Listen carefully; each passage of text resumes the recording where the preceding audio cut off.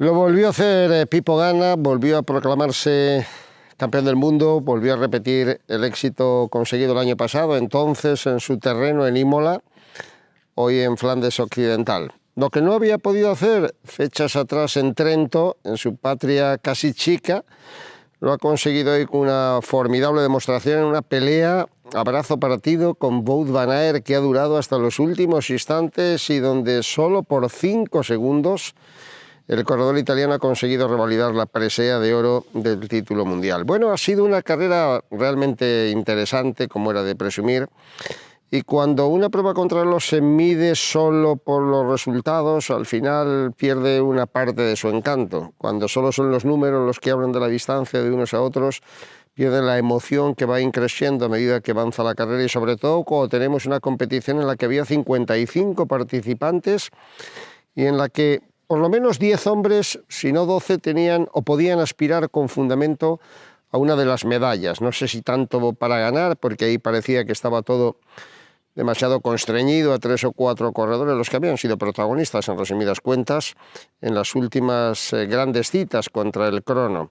Excluyendo, y eso nos ha dejado un pozo de duda también razonable, simplemente a 2 de los hombres que habían conseguido medalla en los Juegos Olímpicos de Tokio. Recordemos que allí la victoria fue para Primo Roglic, que segundo fue Tom Dumoulin y tercero Rohan Dennis. Después vinieron los hombres que han estado peleando por las medallas en el europeo y en este campeonato del mundo. Bueno, no tenía nada que ver el recorrido de Tokio, muchísimo más exigente, que posiblemente por eso propició la victoria de Primo Roglic, con este absolutamente plano que se ha vivido, y es el primer apunte que querría hacer en medio de una expectación impropia de una cita de estas características. Me explicaré. Normalmente, y desde que en 1994 empezó a andar el Campeonato del Mundo contrarreloj, la UCI celebra el centenario en estos campeonatos del mundo, pero la prueba específica contrarreloj individual, que vino a sustituir a un histórico Gran Premio de las Naciones que se hacía a final de temporada, esta data desde el año 94. Bueno, hasta ahora siempre, quiero recordar que siempre se había disputado entre semana. A ver, los mundiales se disputan en una semana, al principio se hacen las pruebas contrarreloj, la última es la de profesionales, luego se hacen las pruebas en línea, la última es la de profesionales. ¿Qué ha ocurrido en esta ocasión? Que creo que con muy buen juicio la Unión Ciclista Internacional y los organizadores, que son ellos obviamente, han decidido que la crono se disputase el domingo.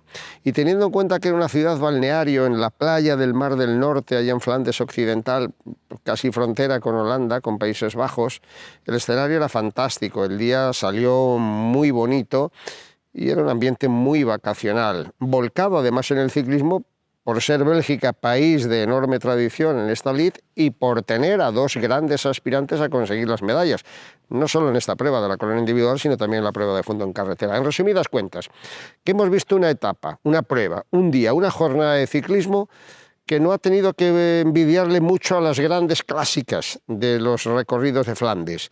Una cantidad de gente en la salida en toda la zona de playa, la playa más bonita de toda esta zona, la de Knokke, la ciudad donde salía la etapa, un ambiente vacacional que iba increciendo también a medida que llegaba la carrera Brujas, ciudad encantadora, preciosa, la Venecia del Norte, donde todavía se arremolinaba mucho más gente.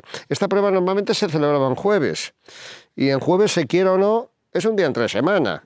Y septiembre ya no es un mes puramente vacacional, pero teniendo en cuenta que se trataba de una zona de balnearios, teniendo en cuenta que era Bélgica, teniendo en cuenta los campeones belgas y teniendo en cuenta que era domingo, ha sido una fiesta que me gustaría reseñar especialmente a fin de que, aunque parezca un dato menor, es muy importante que la carrera contrarreloj, por ser categoría absoluta, se dispute el domingo. Todo eso ha ganado la competencia, y me imagino que también en audiencias televisivas. Luego la prueba ha sido muy atractiva, porque es verdad que ahí aparecían 4 grandes favoritos, ¿no? Y han sido no los 4 primeros, porque al final ha habido una sorpresa, pero una sorpresa que no fue de origen. Stefan Kuhn marcaba de los mejores tiempos, pero el suizo no sabía explicar bien él por qué al final de la carrera fue manteniendo buenas sensaciones, pero perdiendo tiempo con relación a sus rivales, al punto de que el gran danés Kasper Asgreen consiguió superarle. No le llegó a Asgreen por un pelo a la medalla de bronce, pero la mantuvo Remco Evenepoel, que ha sido la otra sensación del campeonato. A ver, Van Aert estaba dominando a Pipo Ganna en las dos primeras referencias de tiempo, que había kilómetro 13 y kilómetro 33 a 10 kilómetros aproximadamente de meta. Y desde el principio se vio que Pipo Ganna venía recortándole tiempo, del tiempo perdido inicialmente a Van Aert. Y al final no solo le fue recortando, sino que consiguió imponerse por 5 segundos. Solo 5 segundos en 43 kilómetros de recorrido. Brutal la media, por encima de los 54 kilómetros hora. Brutal el desarrollo, 58 en un monoplato, y brutal la velocidad. Era todo un recorrido fundamentalmente plano. Tuvo un susto importante Van Aert, que estuvo a punto de irse al suelo, y tuvo emoción la carrera desde el principio hasta el final. Pues si bien se veía desde la primera toma de referencia que en efecto Koen, Ganna y Van Aert eran los mejores tiempos y eran por lo tanto los que iban a revalidar la pelea del año pasado en Imola, con el paso del recorrido se vio viendo cómo Evenepoel había acabado bien, cómo Van Aert y el propio Ganna iban manteniendo un pulso terrible y cómo al final el italiano se imponía por 5 segundos. Se quedaba fuera Koen, con gran sorpresa, porque ha sido hace 10 días campeón europeo en Trento y se impuso a estos rivales, se impuso a Ganna. No se impuso a Van Aert porque no estaba en la prueba. Pero en cualquier caso fue un poco la decepción. A ver, la otra decepción la representaba Van Aert, sinceramente. Cuando veíamos el podio, las imágenes del podio, estaba feliz, como no podía ser menos, Pipo Ganna, quien decía que en una concentración de altura había podido alcanzar ese punto idóneo que tal vez no había tenido en la prueba del Campeonato de Europa. Se veía muy feliz a Remco Evenepoel, porque aunque ha sido ya medalla de plata en unos mundiales, aunque había sido medalla de bronce en el último Campeonato de Europa, aquí se veían las caras con grandes fenómenos, con verdaderos portentos. Y es verdad que Evenepoel está llamado, o estaba llamado en un principio a ser una superestrella de este calibre, pero no es menos cierto que ahora, con 21 años Evenepoel, con 25 Ganna, con 27 Van Aert, todavía le queda por delante un recorrido importante, ¿no?